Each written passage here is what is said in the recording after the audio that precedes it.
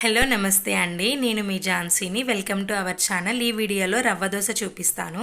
ఒక బౌల్‌లో 1 కప్పు ఉప్మా రవ్వ అండ్ 1 కప్పు బియ్యపు పిండి and half cup maida add చేసేసుకోవాలి. ఇవి అనేవి కొలతలన్నమాట. ఇవే కొలతలు తీసుకోవాలి.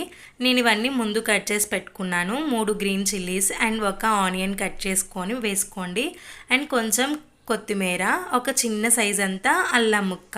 అల్లం వేస్తే టేస్ట్ బాగుంటుంది. కొంచెం కరివేపాకు అండ్ 1 స్పూన్ జీలకర్ర అండ్ సరిపడా సాల్ట్ అన్నమాట.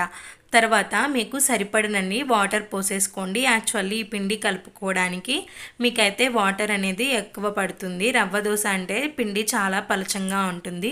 నేను చూపిస్తున్నట్టు ఈ కన్సిస్టెన్సీ వస్తే సరిపోతుంది. ఇప్పుడు పెనం పెట్టుకొని వేడి అయ్యాక ఒక గిన్నె తీసేసుకొని పలచంగా దోశ వేసుకోవాలి. నార్మల్గా మనకి ఇంట్లో ఏ దోశ పిండ్లు ఇలా ఏం లేనప్పుడు అప్పటికప్పుడు ఏమన్నా చేసుకోవాలి అని ఆలోచిస్తుంటాం కదా. అలాంటప్పుడు ఈ రవ్వ దోశ చేసుకుంటే చాలా బాగుంటుంది. టేస్ట్ వైజ్ కూడా చాలా బాగుంటుంది. చాలా అంటే చాలా పలచంగా వస్తాయి.